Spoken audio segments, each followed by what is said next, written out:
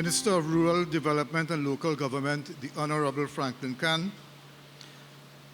other government ministers, members of Parliament, Chairman of the Samoa Regional Corporation, Mr. Anthony Roberts, PS of the Ministry of Rural Development and Local Government, PS Bascom, Vice Chairman of the Tunapuna Piarco Regional Corporation, Mr. Councillor Paul Leacock, and other councillors and aldermen of the Tunapuna Piarco Regional Corporation, CEO, Ms. Loris Jones-Romani, and staff and management of the Tunapuna Piarco Regional Corporation, members of the business community, members of the media, members of the protective services, distinguished ladies and gentlemen, welcome.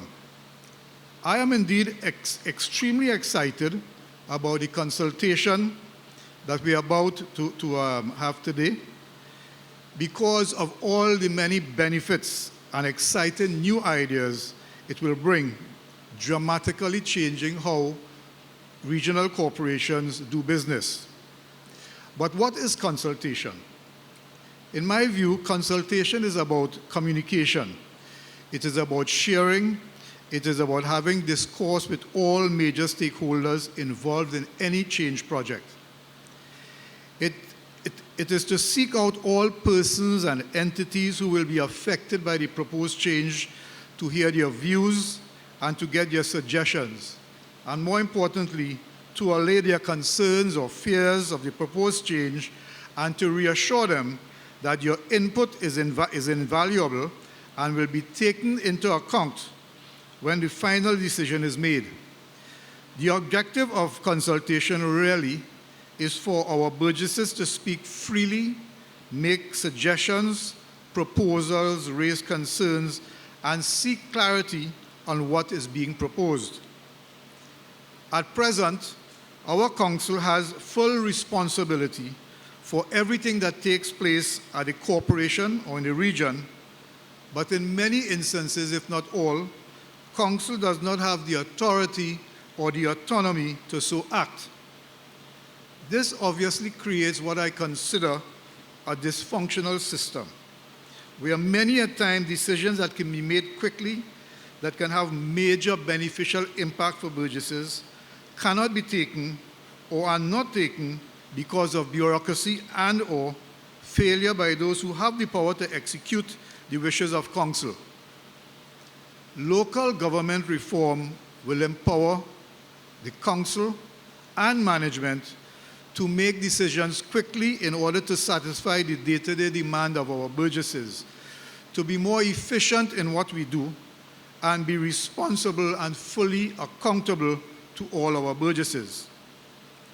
Local government reform is something that I recognized very early in our term of office as being critical for local government to make a quantum leap forward to raise the bar in terms of improving the quality of service we deliver in Tunapuna Piarco, and by extension, the whole of Trinidad through the other 13 regional corporations.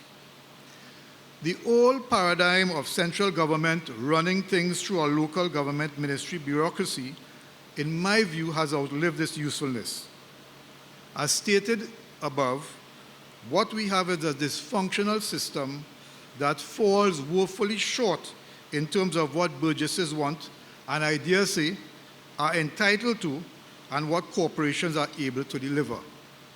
So today, I welcome this consultation in the Tunapuna Piarco region, because I know that at the end of this exercise, when the reform is realized, our burgesses will get better services, better governance, a more caring system that we cannot give as we are presently constituted. I am convinced that consultation is the way to go, and we have done everything possible to implore our burgesses to come forward today and make their contributions, to let us know what they would like, and I want to give them the assurance that their contributions will be accurately recorded and be seriously considered when the final decisions are made to determine what form or format the reformed local government will take. This government's approach to change whenever change has been identified across the board, is one of genuine consultation with the people, and I endorse this change process 100%. Change, as we know, is never easy, but is the only constant in our lives. That said, change has to be carefully managed, and going the route of consultation is a tried and tested first step to successful change. So I look forward to lively and meaningful consultation that will contribute to the eventual success of a reformed local government. Ladies and gentlemen, I thank you. So at this stage, I would like to invite to the stage the Minister of Rural Development and Local Government, Senator the Honorable Franklin Khan. Good evening, all.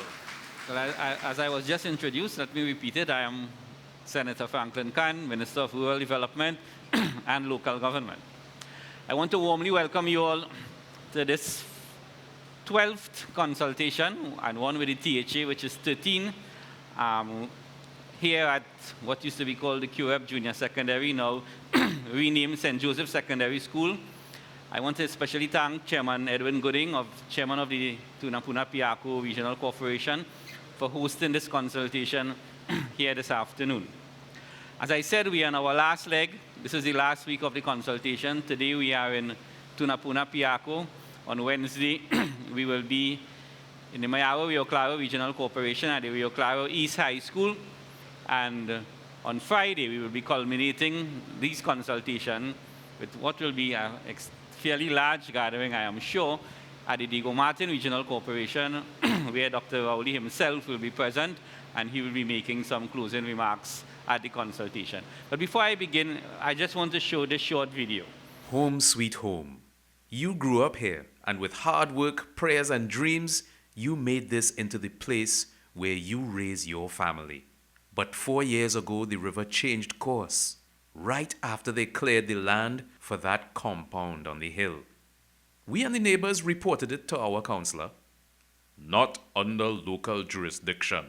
Waterways were not under the control of the corporation. Ministry of Works. No biggie. We went to the regional office. That began the trail, a trail of paper and taxi fares, door after door, letter after letter, a trail as long as the river itself, left wondering which was the real destructive force, this or the long and winding river of red-taped bureaucracy. It was now simply a question of which would get to us first. Ladies and gentlemen, the video you have just seen illustrates a system and the dynamics which are not unfamiliar to most of you. But it is a blocked river, an empty lot next door that needs cutting, a blown street light, school repairs, a local heritage site, waste management, a bus shelter. The list goes on and on. Because under the current system, when a community needs something done, it has to take place in one of the many clogged and narrow arteries that runs through the centralized heart of government. I could stop talking now. Ladies and gentlemen, that is the fundamental governance structure in Trinidad and Tobago. That is the fundamental weakness why, as a nation, we have not been able to deliver the quality of service to the people of Trinidad and Tobago, despite all the money we have pumped into the system. That is the problem. The problem in Trinidad and Tobago is service delivery. The system for service delivery is centralized, it is bureaucratic, it is antiquated, it is inefficient, and it is not people-friendly. As a party, when we campaigned for the 2015 election, the then political leader, well, the current political leader, then opposition leader, now Prime Minister, articulated two very important major policy shifts that we were offering to the national community. These are, one, local government reform, and two, the creation of a brand new ministry called the Ministry of Rural Development. I have the honor to lead both sides of the coin. When I am in corporations like Sandy Grande, Mayaro, Siparia, in the deep south and thing, I spend some time on rural development. Today, it is not probably the best place to speak rural development because Tunapuna Piarco is basically the Corridors Regional Corporation. You start at Mount Hope and you end somewhere by the Valencia River, although there is some rural component to it as you go across into the Caroni and into the St. Augustine seat. And in certain parts of the valleys of the Northern Range, sorry, like Lupino and some of Tuvalin's electoral district.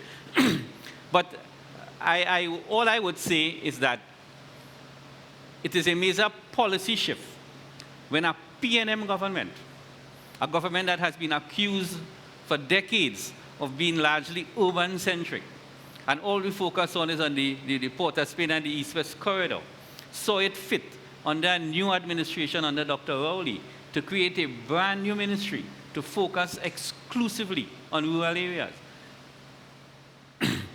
To me, that is fundamental shift. It even goes further. We reduced the cabinet from 33 to 23. And yet, the Prime Minister saw it fit to still have a ministry out of that 23 dedicated entirely to rural development. But today, we're dealing with local government reform. Ladies and gentlemen, one of the attributes of underdevelopment is when nothing transformational happens in your society. So decade after decade passes. We became independent in 1962. You reach 72, you reach 82, you reach 92, you reach 2002, you reach 2012, and you reach 2022. And at the level of governance, the system has not changed. It has always been said that if we reform local government, it will be to the benefit of everybody. And when you look at it logically, that is a fact. But for some strange reason, it never happens. You all could recall the old county council system. It is Governor Woodford, who Woodford Square is named after in 1840-something, who defined Trinidad into counties and wards. And for those of you who are old enough, like Mr. Lalman, you remember the days of St. George East County Council, St. Andrew, St. David County Council, Caroni County Council, Nareva Mayaro, what have you. And it was in 1990, I think, that the Municipal Corporation Act was enacted by an NAR government. And what they did, they disbanded the county council system, and they formed 14 regional corporations. I think that was a commendable move in terms of legislation. However, it didn't fundamentally change the level of governance or the system of governance because the responsibilities of the county council became the same responsibilities of the regional corporation. So here you had the county council in charge of minor roads, minor water courses, cemeteries, recreation ground, public spaces, some aspects of public health. It is the same thing that the regional corporations are now responsible for. So the schedule of responsibility has not changed. The administrative structure had not changed. So the service delivery could not have improved. So all you had was a geographic boundaries realigning themselves and something called municipal corporation. But fundamentally, the system of governance has not changed. And that is where we differ. So what we are saying now is that the system of governance, the empowerment, has to change. In a very strange way, when we were at Princeton, it is Subash Pandey who got up in the audience and said, all the other local government consultation spoke about decentralization. What you all are speaking now is devolution. And to me, he had captured the whole essence of what this is all about. So what we are saying is, for the first time, we're talking about devolution of power, devolution of authority. There have been impediments in the past. Everybody knows you have a Ministry of Local Government. And once you have a Ministry of Local Government, and you have central government, and you have local government, you must have politics. So you had a system where if the PNM is in power, the UNC Corporation feel that they're not getting enough and they are being pressurized. If the UNC is in power now, the PNM Corporation feel the same way. Because that is how Trinidad is structured. What we are saying, there may be some truth to that. I am not the judge of that. But what we are saying this time around is that the autonomy that we're giving to each corporation is totally independent of politics. So after we finish this reform exercise, the same power that Mr. Gooding will have as a PNM chairman of Tunapuna, Piarco, it will be the same power and the same authority that the chairman of Penal Debe Corporation will have, where incidentally, Penal Debe Corporation is 9 UNC, 0 PNM, 4 aldermen UNC, 0 PNM. So we are not discriminating against your political wishes. Because, ladies and gentlemen, in a democracy, people are entitled to vote for who they want. Central government cannot and should not interfere with that. So the political interference thing, we hope it will, and I will deal with that a little later on when we come with funding, and we hope it will be something of the past. Inadequate funding is something that has plagued the Ministry of Local Government. For those of you who have been in local government for some time, there has always been inadequate funding. You have recreation grounds, you have cemeteries. You just physically do not have enough money to maintain the amount of assets that fall under your portfolio. And the reason for that is because the way funds are allocated in the budgetary process, it is again flawed in the context of the delivery of service. And I will deal with that a little later on, but let me just tell you something. People speak about fund. I'll speak about two programs here. The Ministry of Works has a program called PURE. PURE spends approximately $1 billion a year in paving roads. But when PURE makes its program to pave roads, it is not only the main roads they're paving, they're paving the minor roads. But the minor roads and the traces and the streets fall under the municipal corporation. But you, the councillors, have very little say as to what roads PURE paves.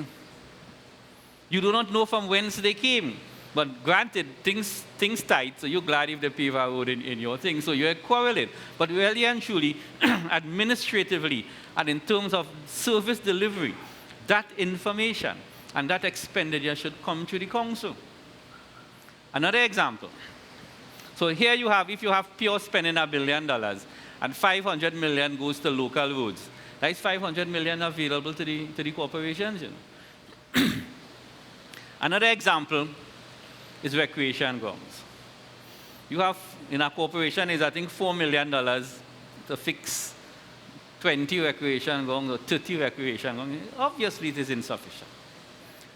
But lo and behold, an animal called the Sports Company of Trinidad and Tobago appears on the scene. And the sports company just come and had to put up lights on your ground, start to build pavilion, without consultation with the councillors.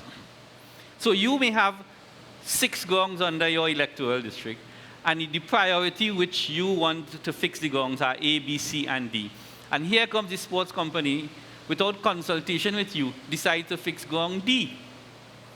Now you'll be happy because they're fixing a ground in your area. But obviously, if you had that money allocated to you, you would have prioritized it different. Thirdly, in terms of impediments, so the legislation that we have, obviously is inadequate, and I will deal with that later on. And finally, the sluggish administrative structure that currently runs the corporation.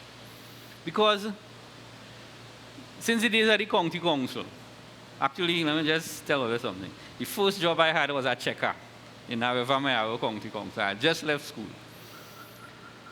And since I was there, and that would have been 1976 or 77, somewhere around there, it had a CEO, it had a county superintendent, it had a road officer 1, a road officer 2. It's the same structure 45 years after. So how can you expect to improve service delivery when the administration is as old as the Governor Woodford himself? That fundamentally is the issue, because the transformation that a society needs is not happening. And that is what makes us third world, Nothing else, Because we have skyscrapers down on the waterfront, We have national stadium that's as good as any in England, We have everything in terms of the infrastructure that makes us develop. We have Mount Hope Hospital, we have a new children's hospital to come in Vancouver, we have everything. But yet we are third world because we don't have a governance and a service delivery model to deliver. Another example of inertia. When the Municipal Corporation Act was passed in 1990, that disbanded the county council and the counties. So in law, as we speak, there's nothing called St. George again, There's nothing called Caroni again, There's nothing called St. Andrew, St. David again, But lo and behold, the Ministry of Education still have a St. George's office. They still have a Victoria office. The Ministry of Works still have St. George's and St. George West. St. George's is in Arima. I was a Minister of Works already. So it tells you how locked we are in the old system, and we're not liberating ourselves to bring service delivery to the people. And I make the final point that the Ministry of Local Government is not local government. The Ministry of Local Government is central government, because that is the central government big stick over the regional corporation. And that is why we are saying now under Dr. Rowley that we have to disband the Ministry of Local Government. Because unless you have that, you will always have the concept in your mind that you're not empowered. And there's honestly very, very little autonomy and empowerment that resides at the level of the corporation. I spend half of my day as the line minister approving small, innocuous matters that obviously a mayor or a chairman or a CEO in the corporation should be approving. That's just how the system operates. And that is what we're trying to disband and create something new. So our vision, ladies and gentlemen, is we will have a fully operationalized and networked local government system, because we think this is really designed for people-centered power and for empowerment of communities. And the key word here is communities. Now, specifically, I will just go through our proposals that we plan to implement. Now, and let me just give you a word of caution. What I say now is not to say that that is what we are going to do. This is what we are proposing to do. And that is the basis for this consultation. If you like what you hear, say you like it. If you don't like what you hear, say you don't like it. If you want to put something new on the table, please do. But this consultation everything is recorded live, as Mr. Gooding said. Everything will be transcribed and transcribed into prose, and everything will be assimilated, digested, and distilled. And when we come out with our legislation and our policy paper, it will reflect the views of all of Trinidad and Tobago, including the 14 consultations. As you all know, the PNM manifesto, as you see there, is now official government policy. Everything inside here now, we just take out the balance and put the coat of arms because it is government policy and it is what we are going to implement.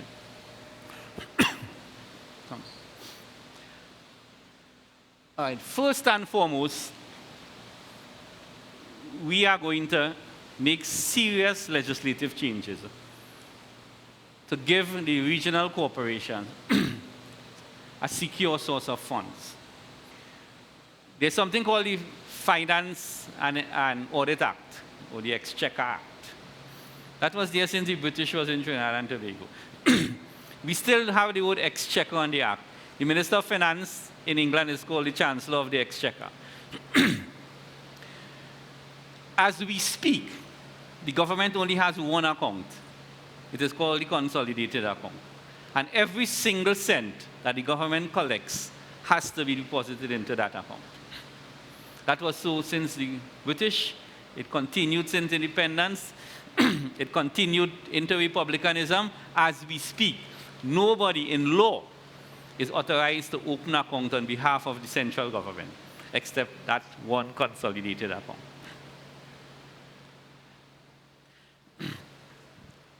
We are going to change that act and empower the corporations to collect and retain all land and building and property taxes in their area. That will immediately give you a cash flow to start to run your thing. Because when you have to wait for an allocation, it's a tedious exercise. So you'll be collecting and retaining and authorized to spend the land and building taxes and or property taxes, call it how you want, that you have been able to collect. Check the resource base now of a corporation like Tunapuna that starts at Mount Hope and ends down at Valencia. Furthermore, if you hear the Minister of Finance speak, one of the problems we face is tax compliance. Because we, as a nation, only collect 60 to 65% of the taxes that are due, because there's something called tax evasion. And trainees know how to do that. Now, if your regional corporation could collect your taxes and spend it in your community for your people, wouldn't they be more incentivized to do it? And from some officer, from some other part, who works with Inland Revenue in charge of the tax collection system with no incentive to collect the taxes. We feel this will be a great effort, and we plan to change the Finance and Exchequer Act, the Finance and Audit Act, to allow the corporation to do that, and we think that will have a significantly far-reaching effect. Secondly, we plan to use the Tobago House of Assembly model to give executive authority to the council. As we speak, I hope I don't offend any councillor, but councillor has absolutely no power. Have no executive authority. The only decision they can take it as a council to approve projects and to approve policy.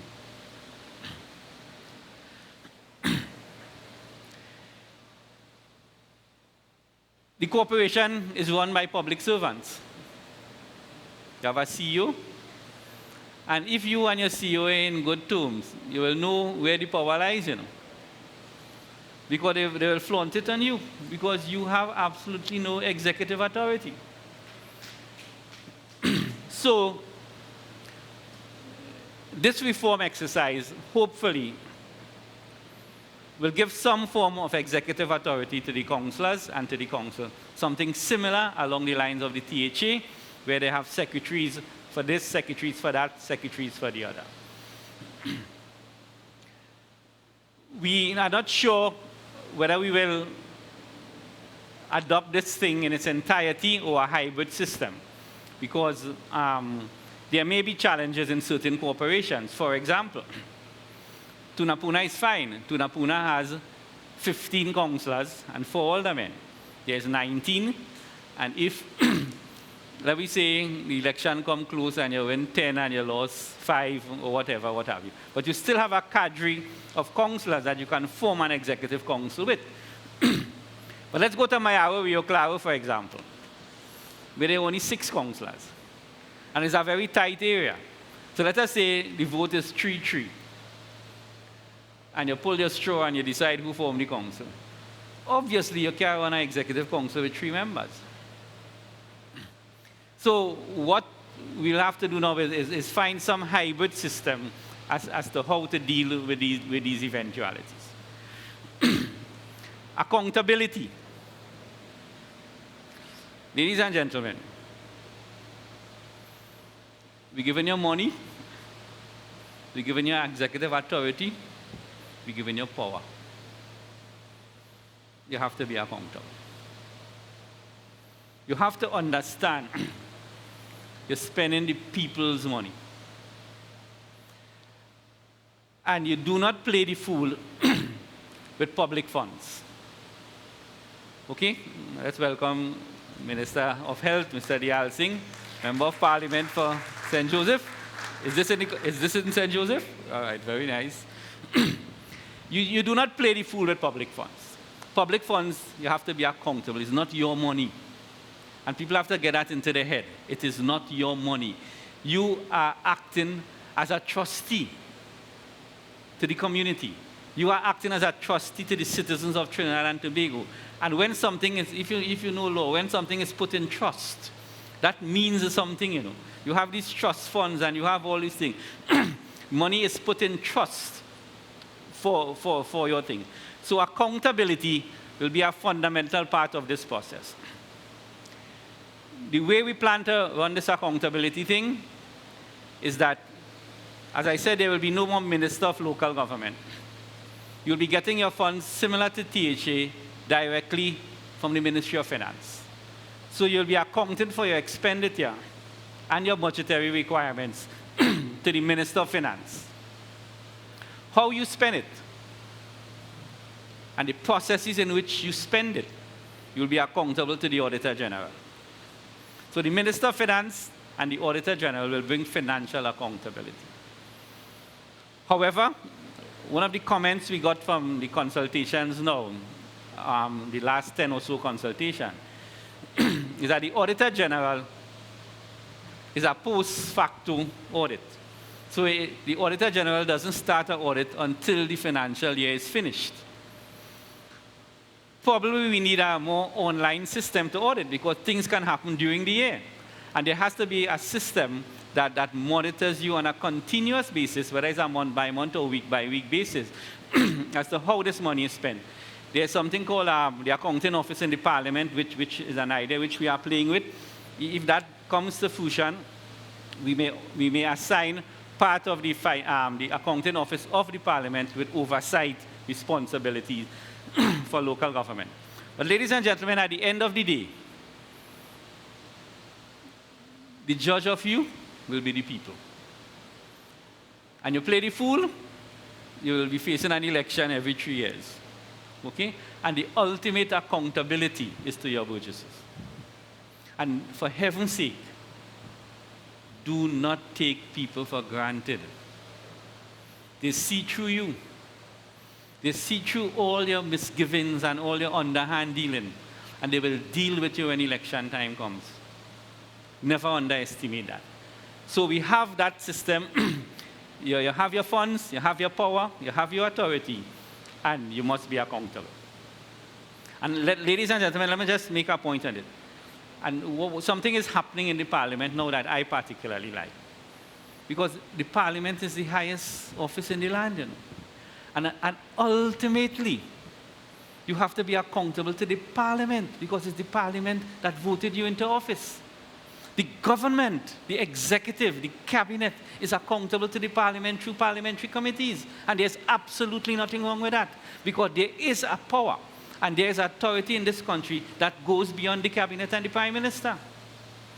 And that is the institution called the People's Parliament. That is what democracy is about. New responsibilities. Now, this is the part I like. I spoke to you about cemeteries, recreation grounds, public spaces, some aspects of public health, cleaning empty lots, helping the Minister of Health fight Zika, all that. That's fine. But really and truly, in the delivery of government service, you can do more. School maintenance is one area that the Prime Minister has indicated. Because if Tunapuna Piarco is responsible for repairing QF Junior Sec, now St. Joseph Secondary, obviously, it is your children who come to the school. As we speak, there's one company in Trinidad and Tobago that's in charge of every single school, 600 and something primary and over 300 secondary school, called the Education Facilities Company Limited. Obviously, that cannot be a good system of governance for school repair. I make no apologies for it. Granted, this current minister is doing quite well in terms of his delivery, but it is not who the minister is, and that is a mistake we make, you know. It is the system that operates it. So you are at the mercy of a good minister or a bad minister, either how you take it. So school maintenance is something that the Prime Minister has adjudicated on already, that we are going to do. Social welfare is an area that he has also touched on. The delivery of the social services to the country is a system that is, again, locked up in bureaucracy. It involves a lot of double dipping, triple dipping, quadruple dipping, and they are well-connected families that abuse the system. They go to HDC, they get a housing grant. But the HDC database not talking to Self-Help Commission database. So they know the system, and they collect the 15,000 HDC. They go and they collect the 12,000 in Self-Help. And they get their food card, and they get all, because they have knowledge of the wide range of social services that this country distributes, you know, under successive administration. Over the last decade, we have spent over $20 billion on social service delivery in Trinidad and Tobago, under Manning, under Kamala Prasad Bisesa. Same amount of poor people, same amount of destitution, same amount of shacks, same amount of abused families, same of very vulnerable, dirt poor people, same amount of families that is under stress, whether it's incest, domestic violence, child abuse. It is happening right in front of our very eyes. Who is better qualified to deal with this issue than at the level of local government, where the council has a direct engagement with the councillor is the first respondent, you know. So we, again, in theory, we think this thing will work well. Agriculture, local tourism, all these areas is areas in which we can empower the local government corporations. There will be now full-time local councillors. So I guess your salary will be improved now that the Salaries Review Commission sees you as part. And let me make this point. Local government councillors complain that they are not remunerated, and they are right. However, the Salaries Review Commission, who sets salaries, see you as a part-time worker, because it has always been such. However, the reality of the situation is now it is almost like a full-time job. So the legislation will change that. Employment exchange. This is one area where each corporation we envisage should have a database of the unemployed. And managing that database, they will be linked up to other databases throughout the country to search for jobs for you. Because, again, having that through the Ministry of Labor is to centralize a system. So you know your burgesses. You are not only linked up with central government, you're linked up with even the small businesses in your corporation. So at least you can have a situation where you can place people or attempt to place people in a job environment. Local contractors. No, this is a dangerous one, because we cannot pass legislation to say that any specific contractor will be disqualified from tendering for state resources. However, if you have a job in Tunapuna to build a box drain, and you see a van coming from Penal with a sign, and the person coming to do a contract in your area, while there's nothing legally wrong with that, something about it doesn't feel right. So we will try to find some administrative way where we can have a cadre of local contractors in a pool that could be self-sustaining.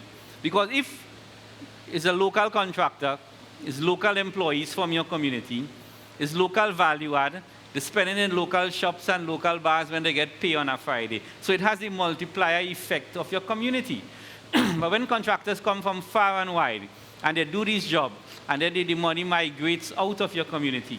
Because if we spend $1.5 million on a box trade, it is not 1.5 million is spending, no. 1.5 million gives you the actual concrete work of the drain. But the 1.5 million going into the hands of people to do the multiplier effect in the community, that 1.5 million transforms itself into $3 million of economic activity in your community, you know. So that is the type of situation we want to engage in. So local contractors, we're not sure how we will do it, but that is the thinking about it, and we solicit your idea. Effective municipal policing, we have already stated that we will be employing 100 new municipal police officers per corporation. As we speak, I'm in conversation with the Minister of National Security as to how we will implement this program. He's on board with it. As most corporations only have about 10 to 12 municipal polices. If we pump that up to 100, I can foresee the municipal police operating as community police at the level of the ground in the markets, in the communities. However, there are three issues we face. One, no matter how we look at it, they are police officers. They are precepted, they are trained. And police officers, in my view, and it's also the view of the Minister of National Security, who will hear your comment, must fall under the command of the Commissioner of Police and the Police Service Commission. And more importantly, they are licensed to carry firearms. They must fall under the Police Complaints Authority, because suppose they misbehave. As we speak, if a municipal police now misbehave, there's no disciplinary action to take place, you know, because the CEO can't discipline him. He has to fall under the Police Complaints Authority at a minimum. So these are some of the areas we are looking at now, and we plan to fast-track this even before some of the omnibus legislation takes place. In terms of building approvals, town and country planning, we plan to empower the corporations in a more serious way. There's something called the Planning and Facilitation of Development Act, which Minister Regis is responsible for. That has been partially proclaimed. We have a team looking at it to see what type of amendments we want, and we will want amendment, most definitely, and we will roll it out. But at the end of the day, suffice it to say that at the level of the regional corporation, they will have significantly more authority and autonomy to approve building plans and development in their area. Disaster management, I've spoken a lot about that in the other consultations. It is one aspect of the municipal corporation that is working quite well. I think the first respondents for disaster management, at the level of the corporation has worked tremendously well. Disaster management, the Office of Disaster Preparedness and Management falls under the Ministry of National Security as we speak. It will continue to so do, but you all in the regional corporations are just first responders, because in the event of a major natural or man-made disaster, it becomes a matter of national security. Because the disaster doesn't end up being the natural disaster. The disaster is how people behave during a disaster. There's been looting. You'll be surprised to know how the human being transforms himself. You see the worst and the best of a human being during a natural disaster. You'll see a level of kindness where people will sacrifice their life to save a child in a flood. But you will also see the person who will go inside the house and thief out your things because it is a flood. So that will continue to be a national security function. Minister Young is not here tonight. because he's abroad. But normally in the consultation part, he speaks about the involvement of civil society. Because if we are deepening democracy, we have to find a system which can engage people more often than once every 3 years.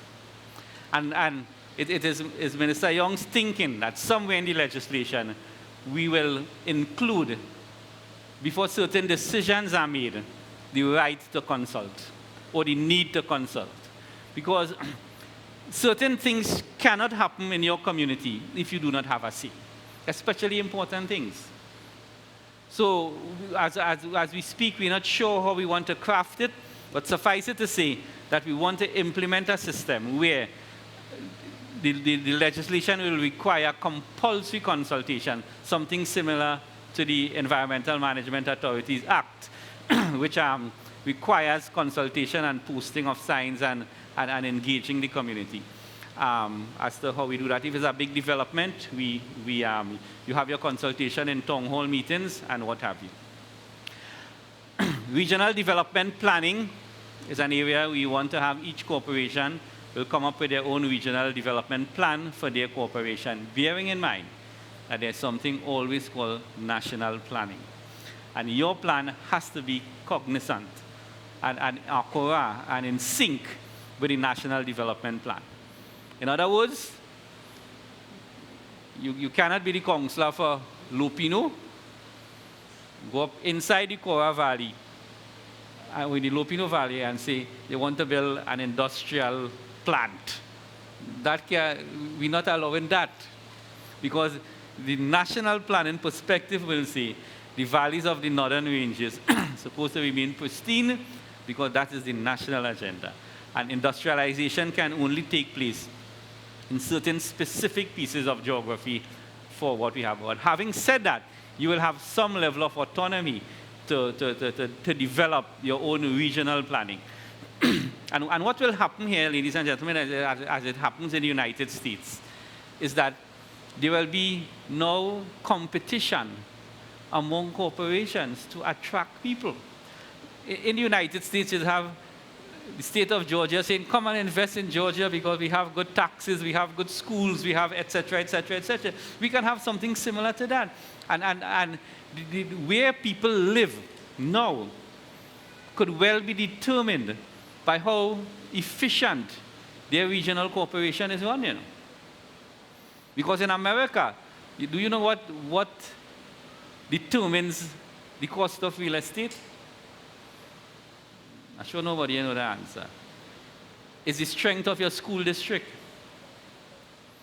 If you are in a good school district, your property prices are high, automatic. And if you're in a poor school district, a school district that is performing badly, your property prices are low. So while we may not reach there for a while, these are some of the ideas that we can have. Let me deal with two final points before I close. Boundaries. And I want to deal with Tunapuna on this. I'm just throwing out ideas for you. Tunapuna Piarco is the largest regional corporation in Trinidad and Tobago. I think in terms of population, and it's the second largest in terms of geography. I go back to Port of Spain. I go back to San Juan Lavantil. And it has a domino effect as you come down the corridor. I am not making the laws, we are consulting and we are dealing with the people. But I have made the point at the Port of Spain consultation that nobody could convince me that Lavantil is not part of Port of Spain. The Trinidad Hilton is not in the city of Port of Spain. Brian Lara House is not in the city of Port of Spain. They are all part of San Juan Lavantil Regional Corporation. If St. James could be part of Port of Spain, nobody could explain to me why Lavantil is not part. Dr. Oli used the correct phrase last week, Saturday, in Lavantil. He said Lavantil is a suburb of Port of Spain. So if, for example, let's say, for example, Lavantil now becomes part of the city in this restructuring exercise, San Juan's boundaries will now have to migrate eastwards. And on what basis has the Sama-Lavantil boundary cut off at Mount Hope? Okay? It could probably be extended further east. so that Tunapuna now will be a corporation that is more east than west and incorporate some of the other areas. I'm just throwing all these ideas. It's for your consideration. But as we speak, we have to make the boundary changes now. As I say, speak now or forever hold your peace. 14 corporations. An idea I also like to throw out is that 14 corporations with 14 executive council for 1.3 million people. Is that over government? Is that too much government for one small island? Possibly is. I'm not being judgmental. I'm just throwing out these ideas so you can feed it back to us as we speak.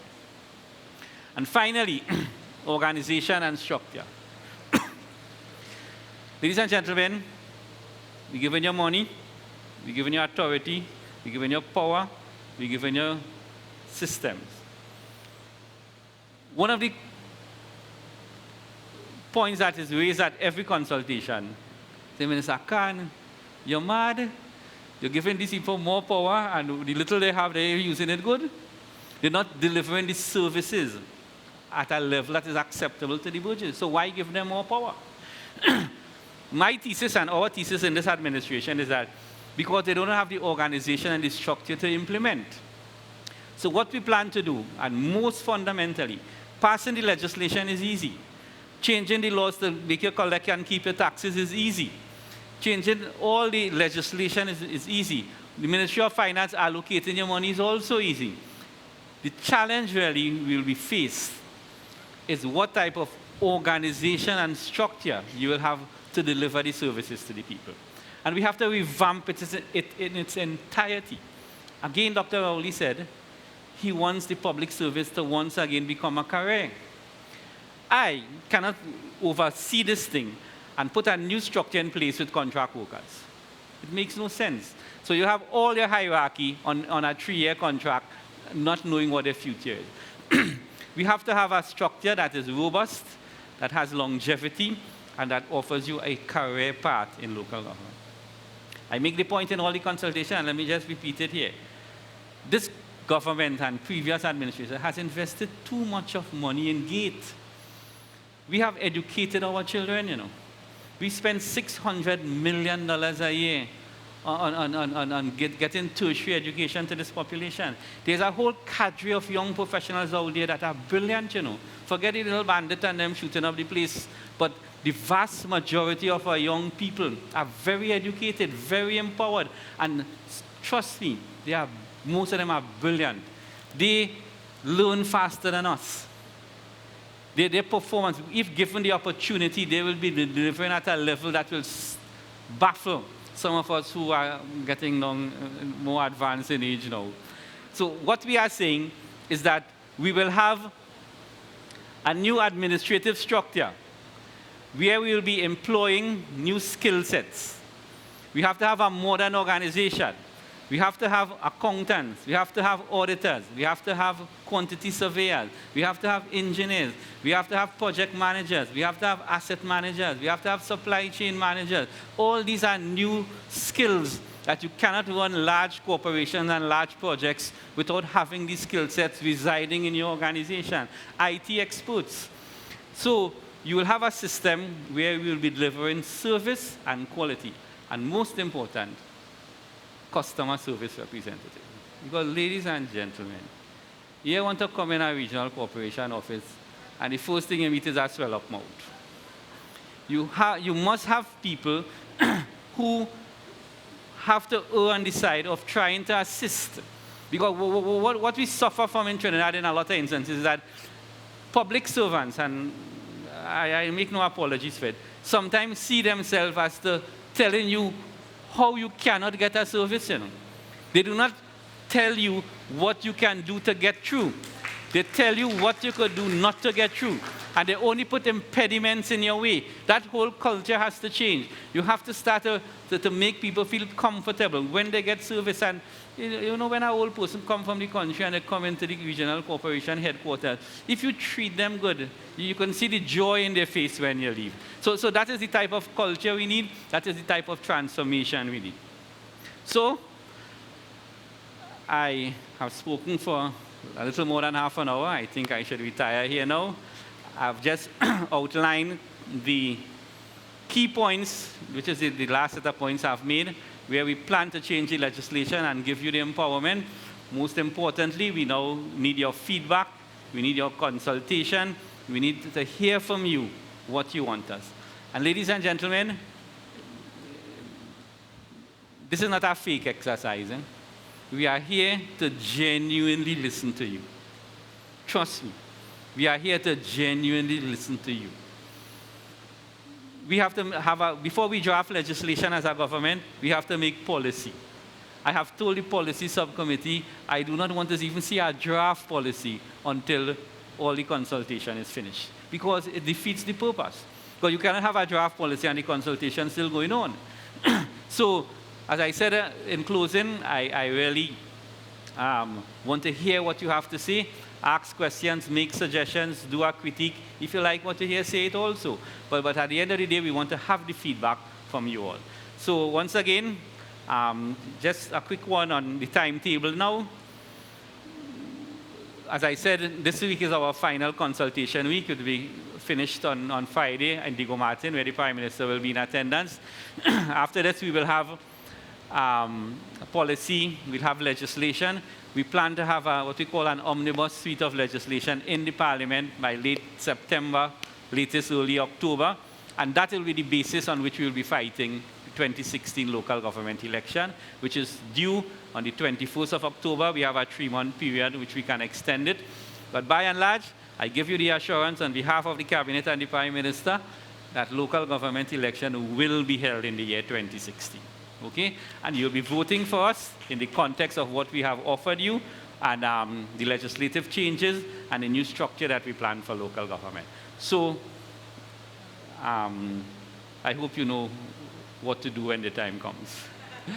So, ladies and gentlemen, these are my thoughts. And before I close, I want to just show you one final video to show you how the transformation can really look as we conclude.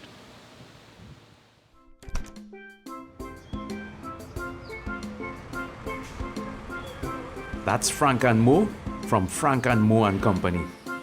They checking out that construction going on up the hill across the river. A new residential something.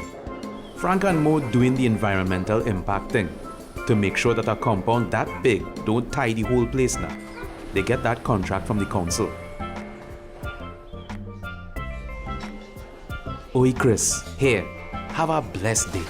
Oops, almost forget my breakfast. Thanks Shireen, you too Nibs. Texted in my order since I get up. And in May, local theatre company School Street Performance Group premieres its new musical at the School Street Community Centre in May. I in that. A couple years ago, there was no local news. And even if it had any, I absolutely wasn't taking out no iPad to get nothing nowhere around here. But things different now. That's Maureen making her way to the new clinic. Local taxes build that. Carla just moved back from Canada. Toronto have nothing on School Street. Oh, by the way, that's the school they named School Street after. My brother worked on the new ventilation system for them. Culo Brizo. His office is 3 streets down so. On time. Yes, the bus is CNG. We petitioned for a few more and we're working on insisting that only CNG buses can use our length of the bus route. The carbon monoxide destroying the limestone caves in the quarry, and that will kill the tourism in the area. Now I see that the Komuto Council and the Pointe-a-Pierre Council asking for the same things. We's pioneers. Ladies and gentlemen, the final video was just juxtaposed against the first video to see with a transformed local government system how life can be much nicer, much more pleasant to the Burgesses. Once again, I thank you very much. Joining me on stage now will be P.S. Bascom and Anthony Roberts, who is chairman of the Samuel Avantil Corporation, and the consultation begins in earnest. Please state your name when you come to the microphone. If you represent an organization, identify the organization. And please be respectful, brief, and to the point. So I'm inviting submissions from the floor now. Good night, everyone. My name is Lennox Bernard. I am retired, living in Maracas, St. Joseph. I felt it was necessary to make an input more so in the context of the role of local government in education. It was heartwarming to hear the Minister, Senator Franklin Cann, outline the fact that there will be more holistic approach to local government in terms of community development. And I felt that crucial to that would be the whole question of education. Now, my presentation, short, is based on 3 principles. One, as the minister himself noted, the Ministry of Education is a monolithic institution. That is, it is seeking to do so much despite its best intentions, it's unable to service the educational needs of the entire society. I also believe, as he also said, that the local authorities know better than anyone the needs of the population. And then thirdly, the other principle is that local government can provide enormous savings on effort and duplication by combining our resources as they relate to professional development and training of our teachers and administrators and the sharing of recreational facilities. I will explain so that I feel that we will not be left out, even though 3 years hence, or rather in preparation for the next election, we hope that we will get in on the ground floor education-wise. I won't touch again on the point of school maintenance, the point that he himself made, but I'm sure Councillor Rondon and others will agree that many of our rural schools and in depressed communities and in rural areas require fixing, if I can use that broad term. And fixing should not only include the physical facilities, but we also need to fix these schools by major changes in the professional ability of the teachers and administrators at those schools. And these will, in the long run, help us not to possibly use that word that we don't like to, zoning, although I think some form of modified zoning is necessary, but that we'll be able to attract higher ability level students at these schools, thereby changing the choice of school patterns as they now exist. And this is an important point, Minister Cann, because I think all of our power brokers, our governments of the past and now, still believe in the concept of equal as same. That is, as we share, each must get the same. Each constituency a representative the same sum. Modern thinkers tell us that there is nothing really as equal as same. It's a goal, yes, but if your equal as same cannot match your equality of output, then you have to think again and try to see how you can get equal as different, equal as fitting. Dr. Bernard, how would you propose a reform system of local government would address that particular conundrum? Well, just to give 2 examples, Minister Cann is here. Rio Claro, Mayaro, Sangre Grande, always at the bottom of the pile in terms of school performance. There's huge wastage in that area. It means that we have to clinically investigate our societies to see where the needs are greater. thereby making a better effort to share the existing needs. Let me give an example. Equality of opportunity suggests, yes, we have our schools in Mayaro, yes, the teachers are there, yes, they can all get to the university if they study. But what is happening with these children? Rio Claro Mayaro Minister, in 2014, 5 of your 6 schools performed below 40% of 5 O-level passes. 5 of your 6. So the idea then is that our local government institutions, because these people are on the ground, they can literally tell you where are the homes with children where there are problems related to asthma. Where are the homes with children that are suffering from poverty to the point that they have to go around the neighborhood to get a breakfast? Okay, Dr. Bernard, can you just hold there? You can come back to make the other points, but I think you're addressing something very fundamental, and perhaps the minister would want to come in on that. But I think hold your thoughts on the other points that you propose to make, because you can return to the microphone. I want to ask the minister to respond to what you have said. Okay. I want us to guard. We are expanding the remit of local government.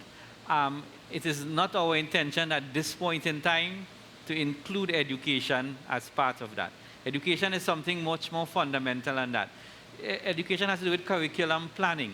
It has to do with setting of the syllabus. It has to do with teaching criteria. All that calls for expert advice, which resides at the Ministry of Education. The issue of underperformance of schools in the rural areas, I attribute that to rural underdevelopment and challenges that are specific to rural communities. And just for the record, sir, I went to Mayaro government and I attended Northeastern College. Proud to Mayaro government, which is in the southeast counties, and Northeastern College, which is the northeast county, the 2 most underperforming educational districts. So we know there are challenges. But I really do feel at this point in time that falls under the remit of the Ministry of Education, but we are still willing to listen. No, I was not ever suggesting that it should leave the Ministry of Education. What I was thinking is that you can have the campus effect, whereby you can have school supervisors, student support services, food feeding programs, all within one campus, so that there would be that synergy. So just as you are saying with the Ministry of National Security will take care of their officers, the Minister of Education will be in charge of these people, but that the synergy that would exist would be of the nature, and Mr. Rondon can bear this out, that the officer can check on the local government officer and find out what is necessary for the curriculum. Okay, Dr. Bernard, I think that if we engage that particular debate, it can go on and it's a broader discussion on education that perhaps deserves another forum. But you can come back with some of the other points. Dr. Raghunath has been holding on for a little while to make a point. Thank you, Chair. First of all, let me say apologies on behalf of the campus principal, UWI campus principal, Professor Sankat. He has asked that he cannot be here this afternoon, but he has asked that I represent them, as well as my colleagues here, all of us from the university. Minister, well, I have seen the presentation both here and at the ministry's offices when you presented to the CALGA membership and so forth. And like we had said at that time, we thought it was a very good program. In fact, as a local government person in the Caribbean and from the CLGF, we looked at it, we discussed the program afterwards, and we said, very good program. Question, are we being over-ambitious? And I'm just throwing that out at this point in time, bearing in mind several things that we have to do all in time for the election. On if we don't get it in time for the election, where do we go from there? But before we go to that, let me just say that one of the things that I must say that the idea of doing away with the ministry, we saw the attempt in Jamaica, and it has worked to some extent, and it is a good thing. The challenge, however, is how do we treat with the staffing issues, and you really spoke about it in terms of the staffing, training, everything else. I could tell you, you talked about contract workers versus public service. Just last week, I met with the Public Service Commission, and I got the figures. Do you know the public service now is only 30,000, about 30,000 people who are public servants, as opposed to 12,000 who are contract employees in the public service? And when they told me that, they said, well, we have a problem because we are the service commissions and we don't know how to deal with that. But the real challenge here comes, and this is my concern, when it comes to staffing. I have been training people in public administration for the last 20-odd years. When we put a person, or when somebody comes from the Tunapuna Piarco Regional Corporation, or the San Grande Regional Corporation, and they come and they do my certificate program, and they qualify, next thing, they pull them out of Tunapuna Piarco and put them in some ministry. And they send somebody else some other ministry, and the qualified people or the trained people are the ones who are being taken out of local government. That creates a problem. For that reason, we started the Certificate in Local Government Studies program at UE. And we now have the proposal, well, not the proposal, the program that is there, ready to kick off the degree program in local government. But I think it is something that we have to start thinking about.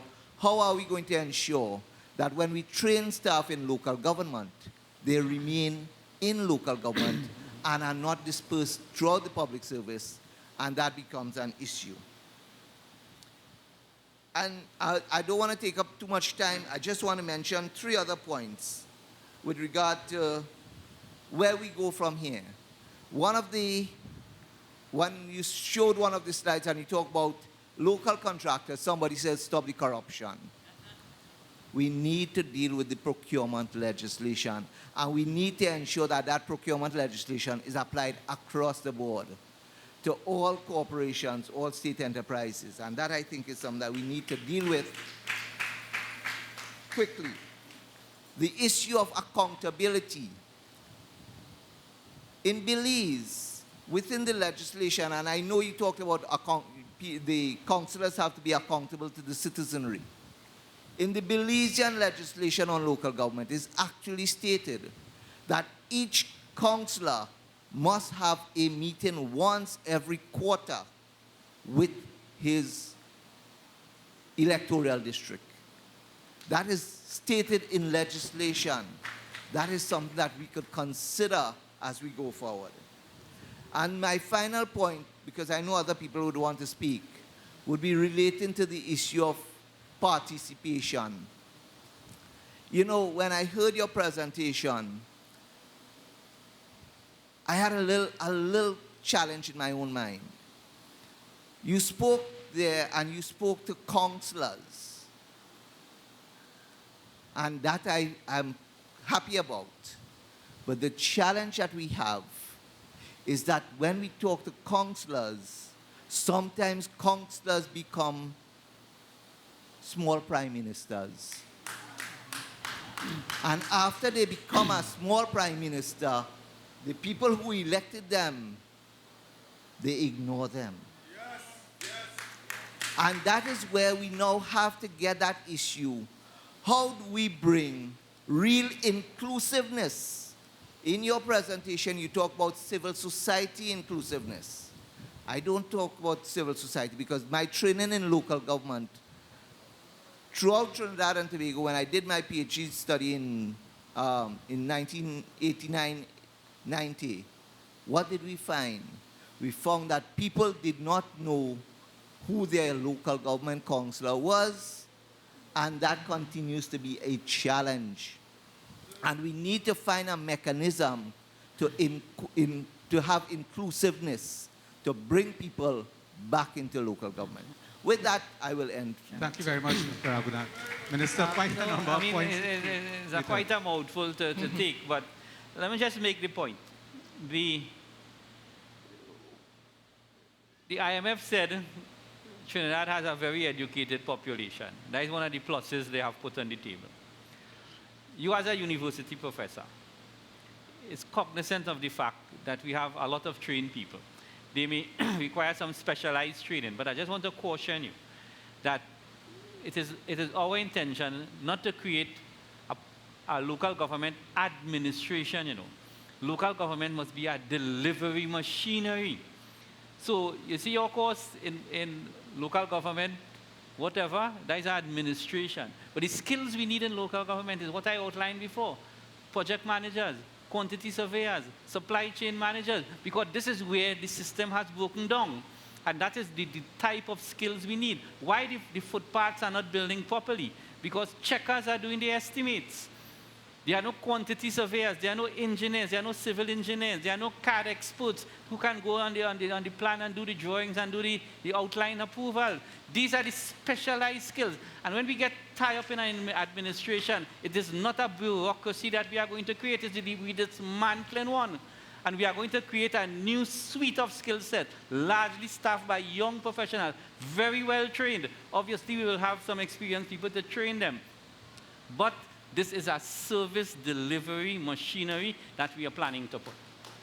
Okay. Procurement legislation and accountability. Well, the procurement legislation went before a joint select committee. It will be back into the parliament within a month or so. Am I right, leader of government business? So that it is there. We made some adjustments at Joint Select. I was a member of the Joint Select. It was chaired by Minister Imbut, and it is coming back on. But at the level of procurement, it will be handled there. Dr. Raghunath wanted to follow up quickly. Just one point. The degree that we have in local government studies is not about administration. It's about GIS. It's about project planning, project management. Those are the courses that we have developed, or we have put together in a suite of programs, suite of courses to make sure that we have the proper person in local government. Well, I am very happy to hear that. Sir, your name and Good evening, organization. ladies and gentlemen. My name is Ricardo Barron from the constituency of Tunapuna. As Minister Khan mentioned, the number of corporations, my question was relating to the human resource component, and I'm all for local contractors getting contracts under respective corporations. However, my concern is, will the corporations have or be allowed to hire the requisite engineering and other technical experts to advise, monitor, evaluate projects pre and post completion? Further along the line of staffing, within the Tunapuna Corporation, my understanding is that there, and you would have mentioned that it's a very large area. There are only 3 public health officers. Our plans are to increase the complement of staff to adequately service that geographical area in the corporation that the corporation has responsibility for. And as far as executive authority, which is what you would have mentioned as well, as relates to developmental works within communities, be it within or without, what structure or process is in place or will be or is being proposed to determine what community project gets priority over another? Basically, how do you guard against communities where friends or family of council members may be getting, their area may be getting preference over another? How would you propose to address that occurrence? What system do you think should be in place to ensure that you don't have these favors, handing out of favors? Well, based on what I heard, the councillors currently don't have the power to make independent decisions. While I want the councillors to be more effective, perhaps it should remain, to some extent, the body making decisions in terms of what areas get development first based on needs assessment or the infrastructural shortages within a given area. Okay, go ahead. All right. I'll leave it there. Thank you. Okay, thank you very much. I mean, your points are well taken, but at the end of the day, you have to empower people. And in a democracy, the people who most qualify for empowerment are elected representatives. There's no question about that. That is what the principle of democracy is based on. So in one way, we want the empowerment to the communities. But when we start to see the individual council, we say, oh, that man getting so much power, boy, you know, you can't take it like that. So, and it is a trait of underdeveloped societies, you know. We just do not believe in ourselves to make the transformation. And we invest so much in education, we invest so much in empowerment. We come to meetings like these and we talk about it. But when it is about to happen, you say, mash your brakes, because we are sure if we want that. Ladies and gentlemen, it is my firm opinion that it is time we move ahead. And while there may be issues at an individual level, you may find a corrupt councillor, you may find an inefficient councillor, you may find more than one nepotistic councillor, but it doesn't take away from the system that we are trying to implement. Okay, and now, and I'll make this final point, it is now incumbent on the political parties to review their screening exercise to choose the right set of councillors that we will now need in this empowered environment to offer good people to the population. Thank you, Minister. Yes, sir. Good evening, Minister. My first comment Your would name, be... please? Oh, Daryl Butkin. I'm from Arima, living in Curep, so I fall in the area right now. My first comment would be that I think to sell this mammoth task would require taking a bit more time to sell the motivation for making the change. Because you're going to have key stakeholders like, you know, the unions and even the employees of local government. In other words, could you, when you come with your presentation of legislation, say, on an annual basis, we have been wasting or hemorrhaging X amount. Our return on investment in the money spent has been this bad, and we are at a place that we need to be able to do better. If you could show your motivation from financial basis, from social basis, I think that would help sell it more. But my greater concern is that we all acknowledge the price tag of GATE, and it has been bandied about a lot, the 600 million, and I could understand the concern. Why not take this a step further? Now, after this 14-day consultative process, you are going to go with your team, and they're going to do what they have to do, and we're going to hear about this when it comes to the parliament, after it goes through the LRC, etc., etc. Why not follow a similar approach like Vision 2020 and say we have so many young people and so many bright minds who are so intelligent? What about if we ask a few people to come on board voluntarily to work on digesting the data, digesting the proposals, and coming together with a document? That's my suggestion. Thank you, Mr. Bodkin. I mean, very good comment. Very, very good comment. The challenge there is that, you know, you can have analysis paralysis. And we've gone through a round of consultation here. Bearing in mind, this process didn't start in September 2015, you know. If we rewind the clock, Mrs. Manning had done extensive consultation on local government reform. There's a pile of reports in the ministry this high. Suraj Rambachan in 2013, he had done some consultations and stuff. And a lot of the work there that reside in the ministry are good work. You know, when you go through the reports, it makes sense. What we are doing now, we incorporating some of those. We've come up with our own policy position, which is PNM's policy, which is now government policy. We enter this final rounds of consultation.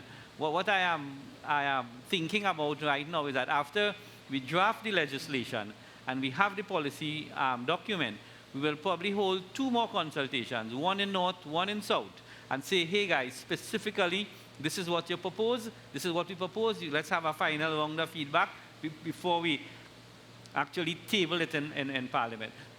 But I think there's enough on the table. I mean, a lot of good ideas have come out of all these consultations, and we are ready to move ahead. Perhaps Ms. Bascom can Yeah. describe the process. And in addition to what Minister has just said, we will also use social media and technology to gain more feedback after we have drafted the policy. So we will put the draft document on our website, and citizens would be able to add comments, tell us what they like, what they don't like. Tell us more about the work of the technical committee. How will the technical committee work with this material? Okay, our technical committee comprises members from a host of ministries, senior public officers, and we've been working assiduously since October 2015 on this project, this transformation project. We are at the stage where we have almost completed the draft policy, but we also taken into account all the feedback we received from the various consultations. In fact, at the end of each consultation, the rapporteurs do a report, and we have an officer who goes through that document to pull out all the gems and the pearls of wisdom which you are sharing with us. So that would be added to the policy, in addition to the host of information which we've had consultations over the past few years. After we have done that policy, it would be submitted to the ministerial committee for review. Minister Khan is chairman of the ministerial committee. They would review it, and then it will be taken to cabinet after we have come back for your feedback. Thank you, Madam PS. Yes, sir. Go ahead. Pleasant good afternoon. My name is David Tate. I represent St. Joseph Community Council, and we have perused your documents, and we would like to say that on the ground floor level, the Community Council is the one who deal with demand in the area. We are below the councillor, and we should be part of this structure. The councillor should consult with the community council, village council in the area on certain matters. We have seen where the councillor fix some drain or some box drain because they feel to fix that.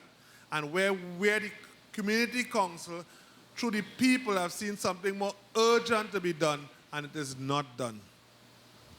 We will also like to know that in the new setup, if civil society could have 3 aldermen without voting power, but we'll be there on the council to put our ideas forward. One alderman from the branch association of village councils, one from the religious sect in the area, and one from other civil society to bring to the pool of ideas that may exist at the council level. Right? Because you're talking about inclusiveness, you want to bring everybody on board.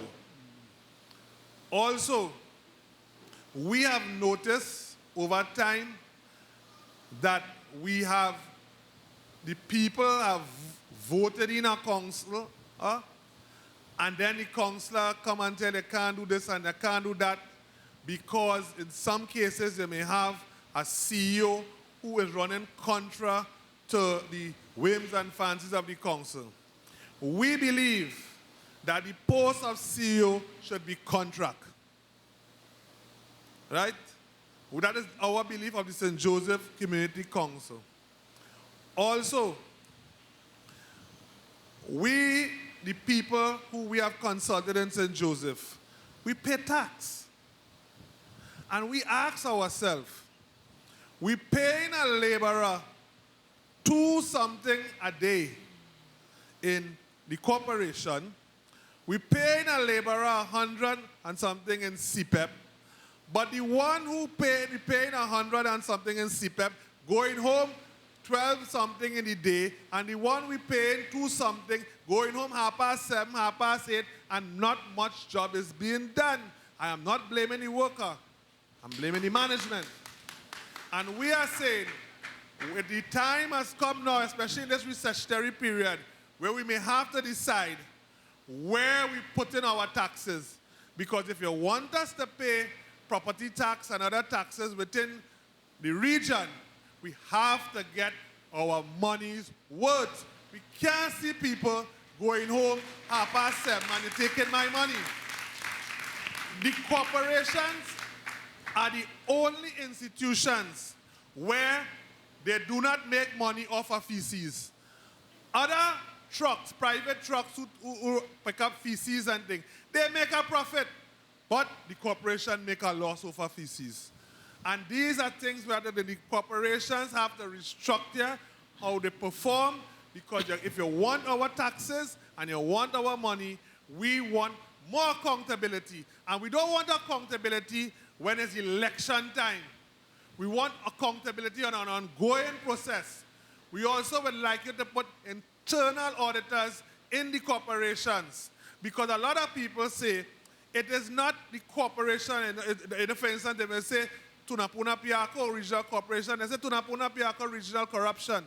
What we want is the corruption within the corporation, because there's a lot of corruption in the corporations, to be cut out, because our taxes paying and our taxes are fed up, fueling corruption, inefficiency, etc. Thank you very much, sir. Quite a number of recommendations. Mr. Tate, you spoke well. I can envisage a very strong audit function in the new structure, which is a necessity. And the issue of productivity, I've been seeing it at all consultation. I didn't harp on it too much today, but there's a serious challenge in productivity, not only the regional corporation, but throughout Trinidad and Tobago. And ladies and gentlemen, sometimes I say, sometimes God doesn't know what He's doing when He drops the price of oil. Because it is a wake-up call to Trinidad and Tobago, you know. No longer can this country depend on the bounty of the Almighty to survive, you know. We have to survive now on our own resilience as a people and our own productivity. If we do not become more productive as a nation, crap will smoke we pipe. Okay? And finally, with regards it is a point that has been coming up on the consultations, and we will probably consider it, is what at some other meeting they call independent aldermen, which is as we speak, you have aldermen from the 2 political parties. The concept of 2 or 3 independent aldermen, as to how you choose them, you know, we could work out a formula. I think that is getting some fertile ground with the committee, and probably they will make certain recommendations in that regard. But the point of aldermen coming from the community council or from the church groups and things, I think based on the community aspect of it, it makes some sense to me. The gentleman also raised the question of ongoing consultations with respect to specific projects.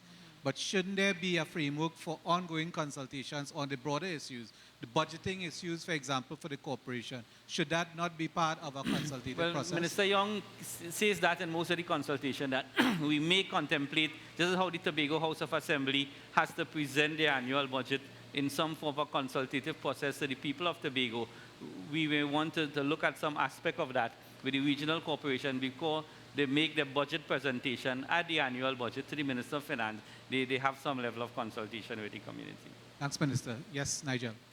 Good night, Nigel Henry. I'm glad you brought up the issue of boundaries. As a statistician and someone who has experience and interest in election data, you know, I believe boundaries is the crux, is you know, the fundamental decider in representative democracy. And I think both the specific boundaries of the regional corporations and definitely the process by which boundaries are drawn needs to be looked at. I mean, Tunapuna Piarco, I'm a resident of Tunapuna Piarco, as you said correctly, you know, starts at Mount Hope and goes almost to Valencia or something like that. You know, that might have been good back when it was drawn, but is it good today? Now, my comment is, are we really going to redraw the 14 regional corporations before another election this year? And if we are doing that, then we need to be very serious about having almost an entire, some kind of round. It doesn't have to be as big as this, but some series of consultations. Before that, what tends to happen, as you well know, when boundaries have to be redrawn, is that the government of the day, both parties do it, they wait until the last minute, sometimes after the election is called, to present the recommendations of the Elections and Boundaries Committee, which is bad enough in itself. We, the people, have never seen these recommendations. We aren't told when it's coming out. And there is no changes or recommendations from the parliamentary representatives, whether positive criticism, negative criticism, or otherwise, because I understand you're constrained, you don't want to be seen as bad talking the EBC. All that is fine. But if we don't see the boundary reports, how is it that we are going to be able to tell, how can I tell Mr. Ford, my parliamentary representative, you know, I live in a district now, I think it's called Maracas, Santa Margarita. Now, the people who live in Okono and Lamango, very different from the people who live on Santa Margarita Hill. Now, I well know these boundaries are going to change before the next election, but the people in Okono, the people in Santa Margarita, nobody is going to know what they are until the last minute, where they're changed in the middle of the night. So, I guess just to summarize my comments, I don't think we should rush. I think it's very important to do, but I don't think we should rush. We could look at other models. In the United States, they actually open for draft maps to come in from different segments of societies. There are different things that we could do. And secondly, at the earliest time, we need to put forward these recommendations. I'm glad the leader of government business is here. Bring forward the recommendations that was filed to the 2 years ago by the EBC to Parliament. What are we waiting for? Bring it at the earliest opportunity. Thank you very much. Thank you very much. Responses, Minister? Well, there are two issues. You see, the boundaries as per the EBC is different to what when I say boundary changes in the regional corporation. The basic building block of the electoral district and the polling division is a function of the EBC, but its orientation in the context of the Municipal Corporation Act is a function of the government. We cannot cut an electoral district in two, but we can take that electoral district and we can say as a government and take it to Parliament that we want certain parts of Tunapuna to now reside in the Sandy Grande Regional Corporation. And to make the point, boundaries is not only, in the context of local government, boundaries is not only about election. Boundaries are configuration of service delivery and culture and geographic space in terms of uniqueness. And that is the mistake we have been making in the past. So that is why we have now arbitrary boundaries. People saying the boundary, one side of the road is Tunapuna, one side is Sawalav until the garbage truck coming and picking up only on this side of the road and not on the other side. Whereas in the past, when I spoke about Governor Woodford, they were using natural geographic boundaries to subdivide the counties and the wards. In our case now, we use man-made infrastructure, so there will always be challenges. And even when the Municipal Corporation Act was implemented, there was its challenges, because I'll give you a good example. The former county of St. Patrick was in an entire thing. Then they felt at the time, and probably rightfully so, that there was something distinct about Penal Debe in terms of its sociology, in terms of its ethnicity, in terms of its geographic space that was unique, that they could have carved a corporation out of it and leave the rest of County St. Patrick to be called Siparia Regional Corporation, which included most of the rest of the county. Probably that made sense. I'm not being judgmental. But what I'm saying is that when you're creating these boundary spaces now, it has to have a rationale, and it has to have a matrix that is robust enough so that you could make some sense out of it. Thank you, Minister. A veteran local government practitioner at the microphone. Good evening, because it's after 6. My name is Priska Ferguson, a past councillor. Mr. Chairman, while I was coming down the road, my van went down in a pothole on the Eastern Main Road. Now, I can't go and tell my councillor to fix that pothole. He will tell me, go to the local, go to Works, Ministry of Works. By the time I reach the Ministry of Works, about 10 cars got damaged on the Eastern Main Road. So why can't the councillor fix that road? You have to make it so that it could fix that road too with the local roads. This big cutoff, which road is this one and which road is that one, can't work. It is not working. The other thing,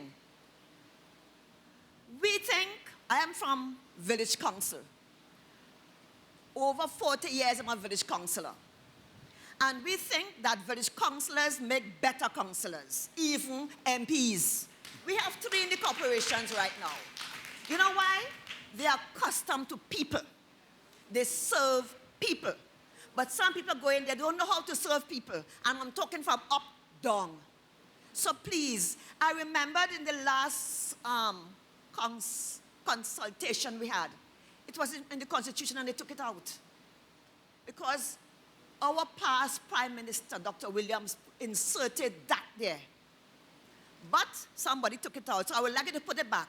Let the new councillors, some way, somehow, pass through a village council. So they will know how to treat people. Mr. Chairman, I know there are some MPs who don't even look at the councillor twice. They live in the area. And they would even invite them to the office. I used to wish sometimes that my MP invite me to come and sit down in his office to see the people coming because councillor had no office at that time. Well, now I see Mr. Ford is doing a different thing. He's bringing in all his councillors and he's talking to them, which is very good, Mr. Ford. You're doing a wonderful job. The other thing, when you go into the council, you don't know anything. And there's nobody to complain about. You find so many things to complain. Nobody to complain about. You should be somebody that the councillors could talk to and put them on the right road. You see, because sometimes the chairman may try, but he might know, he mightn't have the something to put those councillors on the right way. And I wouldn't say anything else. Yes. So, Mr. Chairman, I want you. I heard Mr. Tate spoke about the village council, and I heard you did not reply to that one. And I want you to reply to that one, that let 1, 2, 3, let the councillors come from village council. Thank you very much. Thank you very much, Ms. Ferguson. Yes, sir. I mean, the village council movement has been there for a very, very long time. It has worked well. It has worked well, better in some communities than in others. One of the challenges we face as we speak is that long ago, there were only 3 groups in a village, at least during my time as a teenager and as a child. But the village council, the women's group, and the youth group. Okay? Now, if you go into the average community in Trinidad, there'll be 5 groups who claim that they represent the community. They call them village council, they call them community council, they call them all sorts of things, and they claim that they represent the people. So it is not a simple exercise now to say you must come from the village council. And, but at the end of the day, representation out of the communities is an acceptable form of governance, and we will incorporate it. Thank you, Minister. Yes, sir. Yeah, Dean Allen, designer, data and projects. Well, my thing, I realize that everything kind of hinging on accountability and auditing in this whole process. I have a project up in a repo as a farmer, and nobody comes up there to clean the road, and there's no accountability to the people who are supposed to clean that part of the road and maintain that part of the road.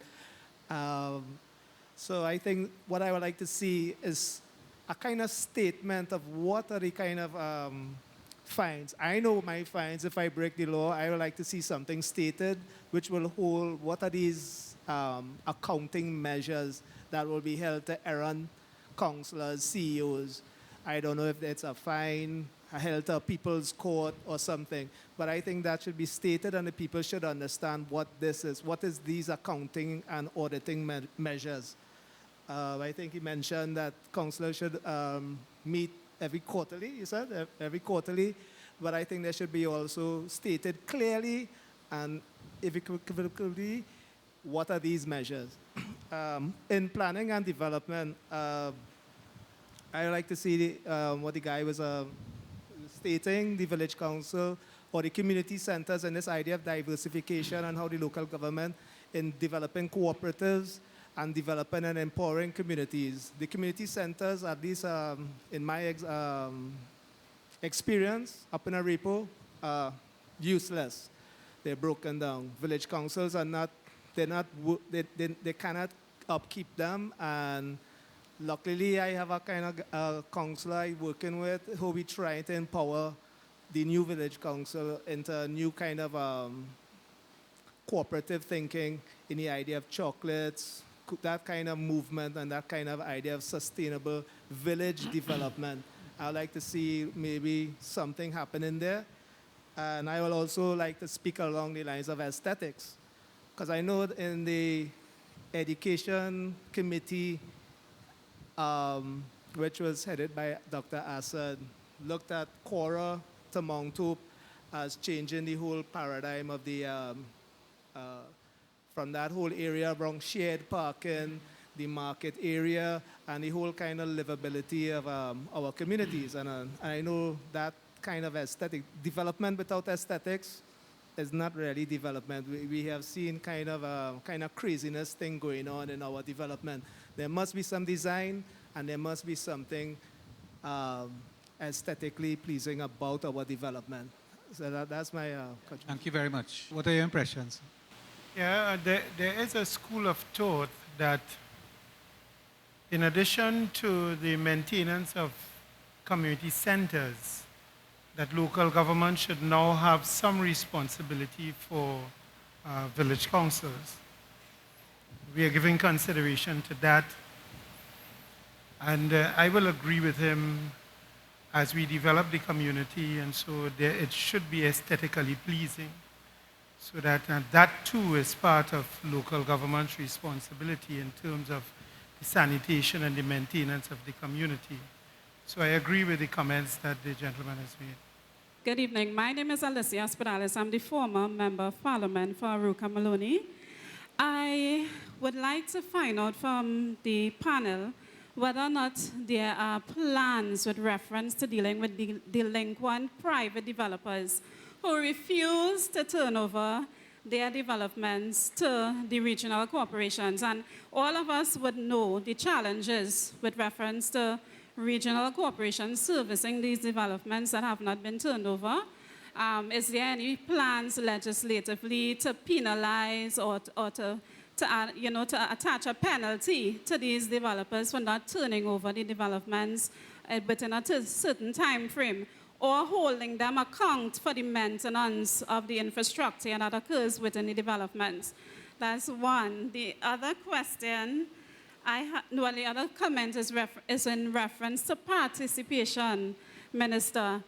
Normally, at the regional corporations, approvals are given for developments occur within the constituency or the electoral district within which the councillor has responsibility.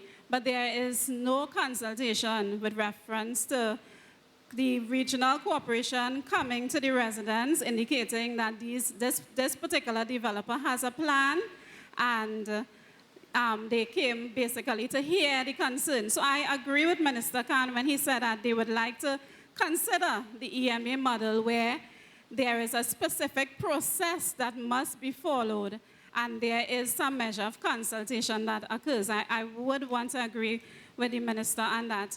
And the third thing I have for me, is a little concern is reference to the delivery of social services by the regional corporation. I'm still trying to wrap around my mind exactly how would that be done, because you have a ministry with responsibility for social services, an entire unit of the ministry or department of the ministry that focuses on social welfare specifically, where the workers are trained and to deliver the service. So I'm trying to understand how is this going to be implemented in the framework of the restructured local government reform. And Minister, in ending, I just want to commend you for the proposals which you put forward. I think some of them are, really out of the box in terms of thinking, and I really hope that in going forward that they can be implemented.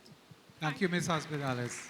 With regard to social service delivery, we haven't really finalized how it will operate, but suffice it to say, we are not, if it does go that way, we are not putting the social service responsibility to local government. So in other words, there may be a realignment of staff, for example, coming out of social service and family affairs into the corporation. So instead of being accountable, they will be accountable to the corporation or to some extent to the councillors, because the issue is accountability at a functional level, because there are specialized skills that reside in the Ministry of Social Services and Family Affairs, because counseling services, for example, families that are subject to domestic violence, child abuse, rape, incest, some of these things are specialized things. You just cannot leave that into the hands of any and anybody.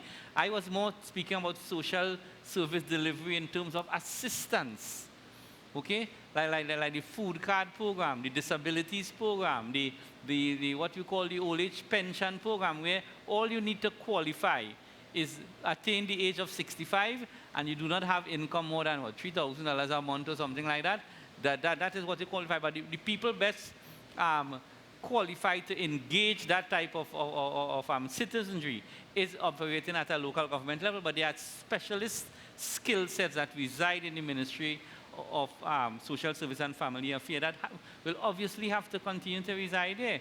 We were just talking about the delivery component of it. And let me just warn you all about something. Not warn, but caution. You could take this argument to the end and make a justification that everything could fall under local government. And it will make sense. Logically, it will make sense, because at its most fundamental level, it is supposed to be a more efficient delivery mechanism. But where we are now and where we want to be, we cannot jump over a big stream. We have to take it incrementally. So what we are proposing here now is an incremental adjustment. If the situation unfolds itself and it starts to get more and more efficient, you can have a further transformation a decade from now to broaden the ambit of thing. But I want to caution that we don't bite more than we could chew and choke. So, you know, that's the point. Thank you, Minister. Madam, because the question of the interface between Ministry of Planning was raised both by Ms. Hospitales and the speaker before. So I suspect that's what the Minister wants to come in on now. If not, then you can address that as well. Thank you very kindly. Good evening, ladies and gentlemen. Camille Robinson Regis, Minister of Planning and Development, Member of Parliament for Aruka Maloney. I just wanted to indicate two things. With regard to the planning aspect, from the town and country planning aspect of what will happen with local government, already there is an interaction between the Ministry of Planning and the regional planning function. What we anticipate will happen is that the regional planning function will get the skills that they need to ensure that for simple development, and particularly for the development of houses, that the regional offices will be staffed in such a way that those developments can be assessed and decided upon by the local government, by the region. And it does not necessarily have to come to the Ministry of Planning for final approval. So the objective, therefore, is to get enough planners to be able to execute that function from the regional level. And that is the kind of devolution of power that we are anticipating. With regard to the social services, the objective is to really cut the country up, not physically, but to cut the country up in terms of a grid, so that for each block, there will be a social worker or group of social workers who actually know every single person in that particular part of the grid, and they know what are the services that these people need, what are the complaints that they have, and that they are able to access a particular social worker or group of social workers who could deal with their issues specifically.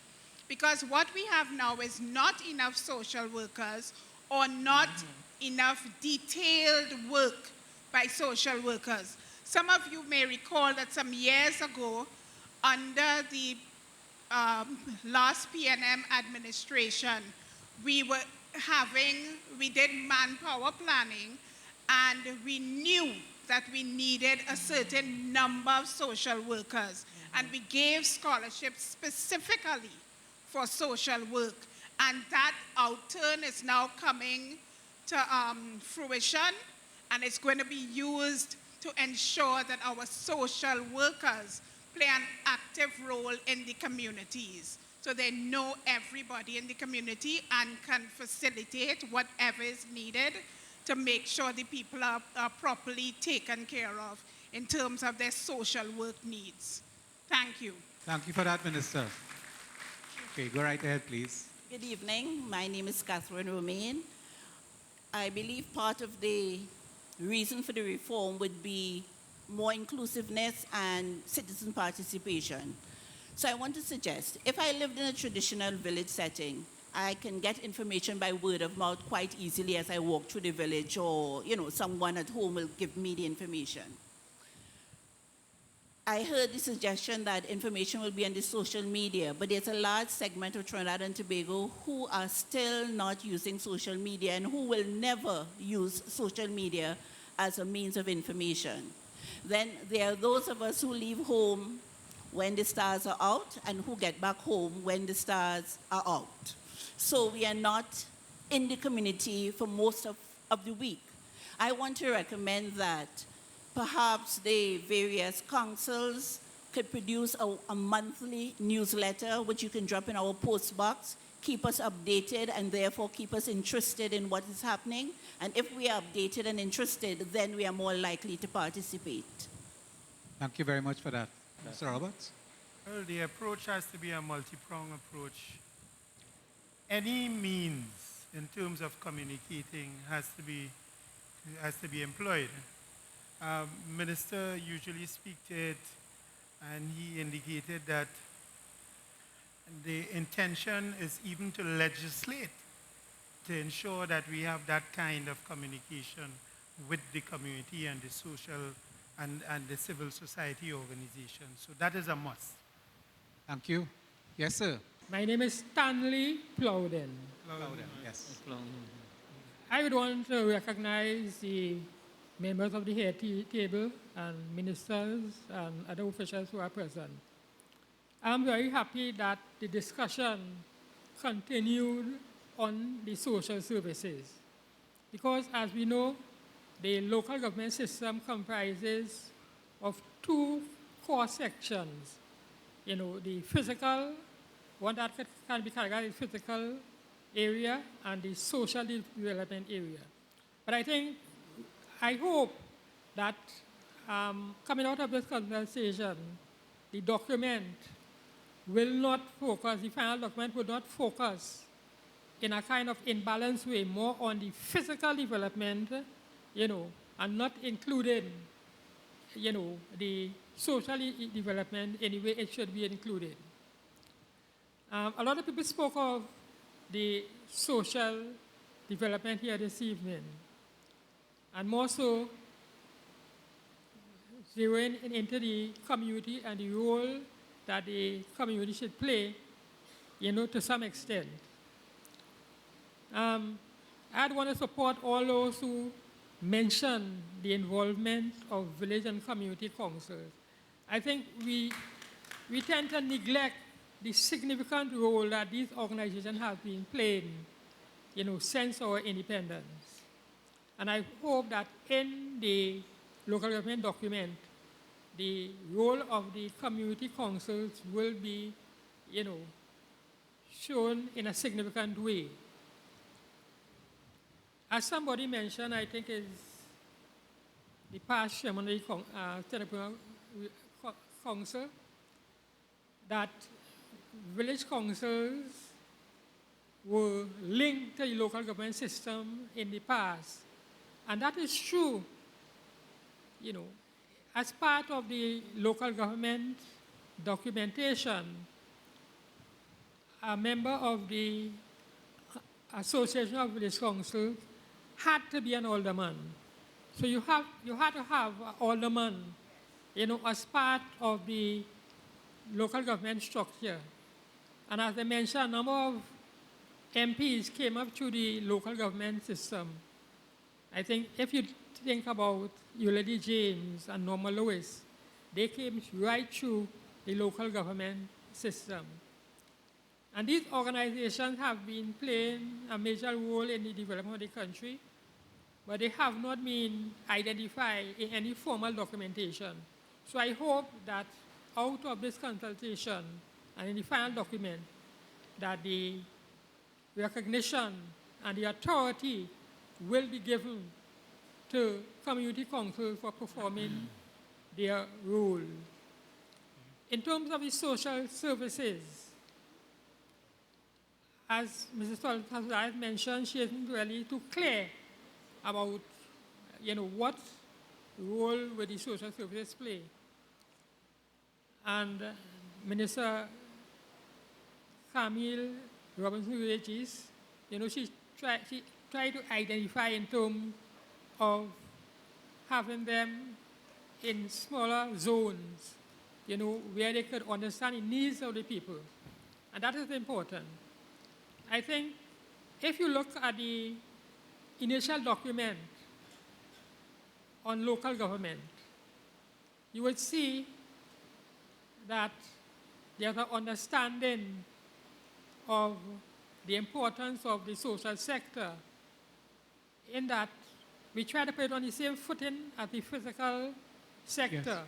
Because in local government areas as they exist, you have a committee that meets with the CEO, comprising the various physical development sectors. For instance, you will have the Ministry of Works, you will have the URP, you know. Okay, Mr. Plowden, I think you made a point, and perhaps you allow the minister to respond to that, where apparently there's a tendency to focus on physical infrastructure and not enough on service delivery in the area of social services. What role would a reconfigured system play? In terms of local government, remember, all these social services portfolio was never assigned to local government. Local government was largely an infrastructural unit based on public spaces, cemeteries, minor roads, minor drains, and what have you. For the first time, we were starting to talk of handing over some form of social service delivery to local government. And you know, that will be a challenge in its own right. But again, another point, another contributor was still making the point, and it's made again here today. We'll probably have to look at community councils, village councils. I'm not sure if the Association of Village Councils is still functional. I mean, I think it is. Yeah. It is? Okay. And that is a unit in terms of the community organization that is extremely useful, and I think we will have to see how best we can incorporate it. Okay, thank you very much, Mr. Plowden, for your concerns about that. We have to move on, I'm afraid. I want to make a point. I want to make a point. Okay, what's your final point? Clarifying what he said in terms of the village council comprising 3 groups. If you look at the same original documentation, you will see that a suggestion was made that we should have rural councils, you know, because you have people in rural communities that might not have a large number of organizations.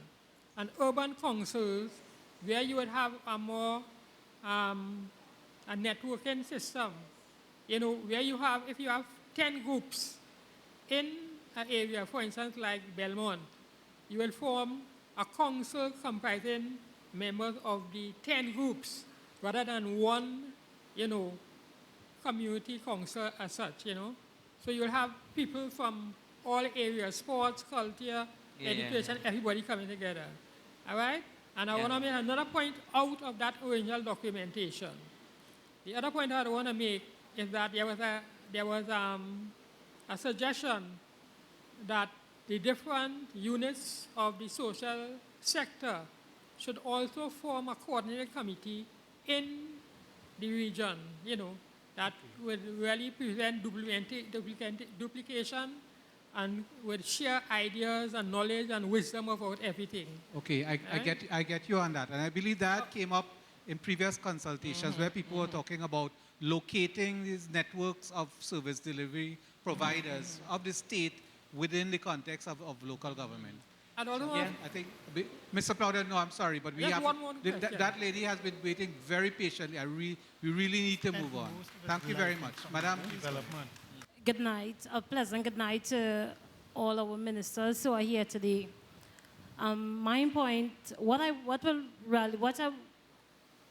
really want to say is that I want to applaud the minister and his team for actually not just looking at infrastructure as development, but also his human resource.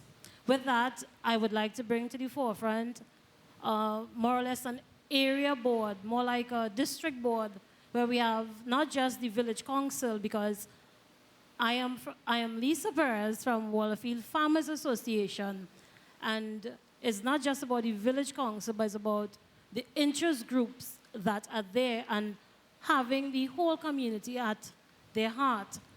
So what I am suggesting today is more or less like an area district board where we have representatives from each sector in terms of the village council, the association, and whatever interest group that really want to put their community forward.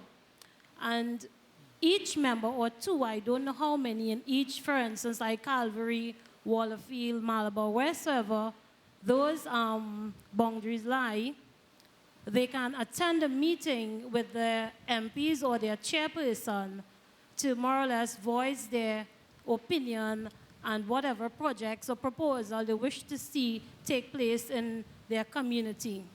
However, I am a farmer as well, and Minister, if you permit me to just state some of the things that Wallafield more or less have been neglected.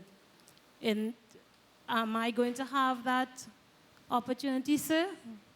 So in your planning, you can get your engineers and your different skills, and we also have that in the farming community and the people who we more or less collaborate with. So if you permit me, sir, I would like to state a number of them, sir. Yes, keep it brief, please. I see you have several pages of material. Bear in mind, if it's related to local government reform, you're fully entitled to submit the entire thing to the secretariat at the end or to email it. Otherwise, you can make 3 quick points based on that. Okay, in the area, well, the minister spoke about the multiplier effect. And I want to relate to this. Actually, in Wallafield, I know you would eventually, if you really put a board forward, you'd know exactly some of our constraints. I am looking forward for a security camera system be posted, and I strongly believe there should be a policy with regard to that within the community. Technology-based system to show what to plant, how much to plant. So more or less, you will basically take it back to the Minister of Agriculture, a farmer's market in Wallafield, marketing system to more or less assist the farmers in their development and their sales of their crop. A community complex, which we do not have meetings, and we often use the Solomon Temple to house our meetings. We would really like to see a community complex so that we ourselves as farmers can benefit from forum like this. Also... Okay, last point, please. Yes, sir, one more point. Education is right. Farmers need to be trained as well as their individual in all different IT aspects, and we are asking for a library. So in all your policies and reforming the whole community, we ask for these points to be put forward, sir. Thank you. I mean, your point is well taken. I mean, Wallafield is an established farming community. I didn't delve much on rural development today. But the Minister of Agriculture and myself is working very closely on how we plan to make life better in farming communities, which almost by definition is rural communities. And it is the intention of the Ministry of Rural Development.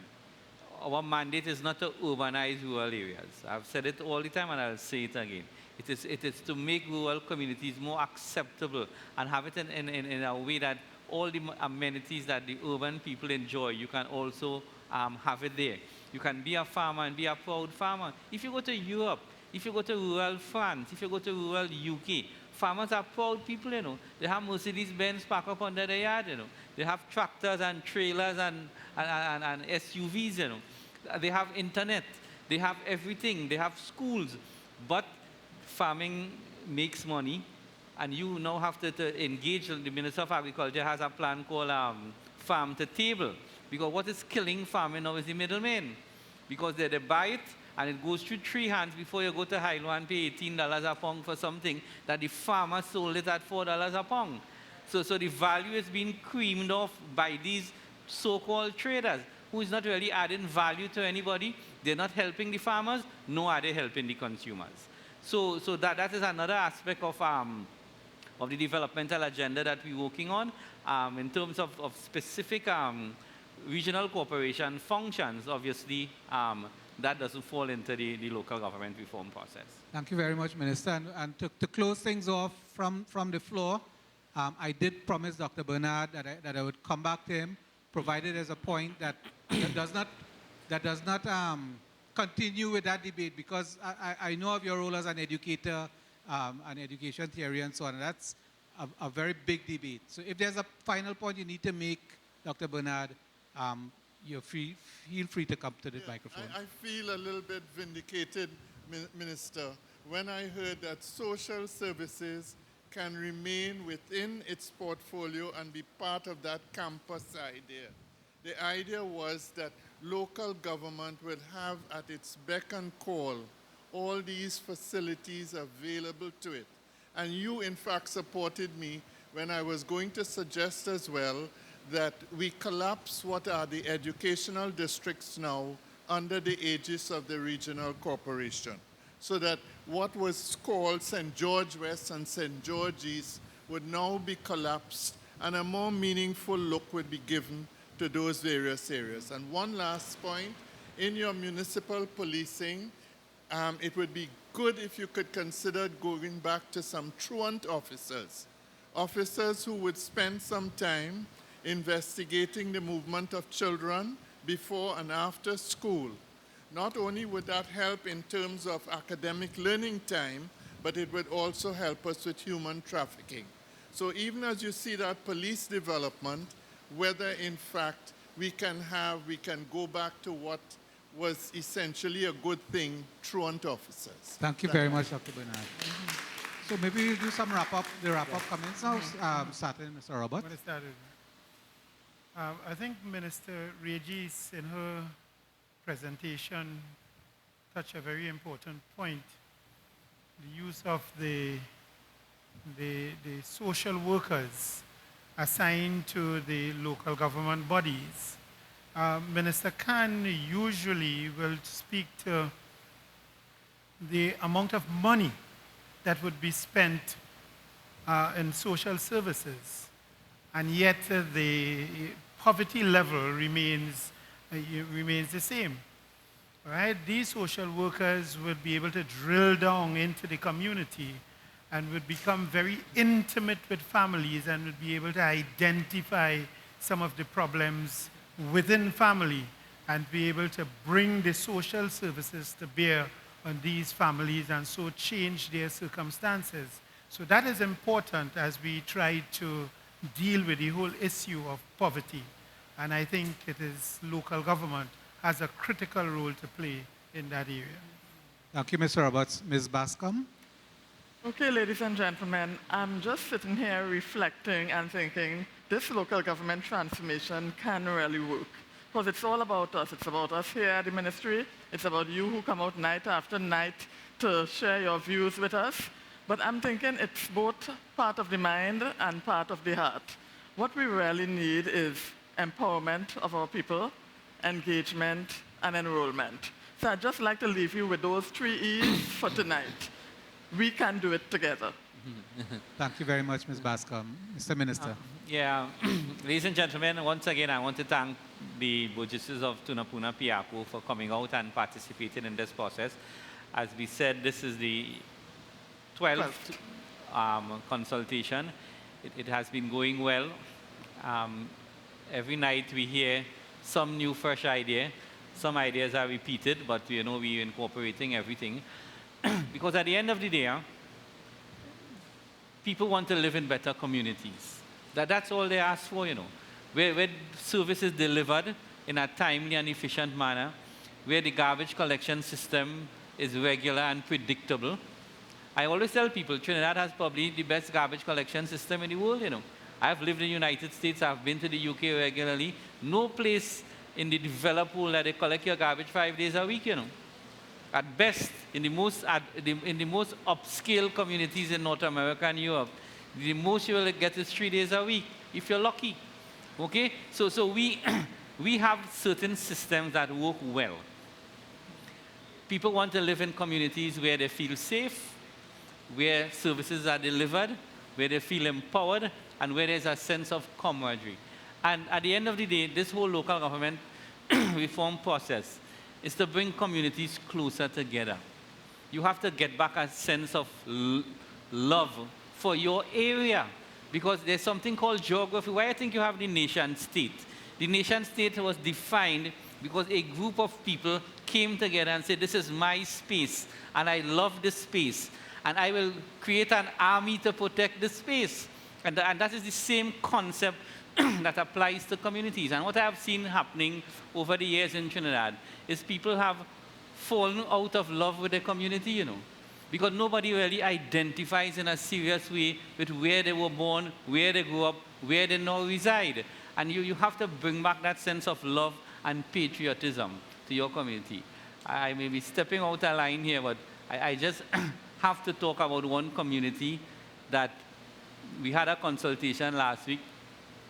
And if there's one set of people in Trinidad who love where they are from, it's the people of Point Fortin.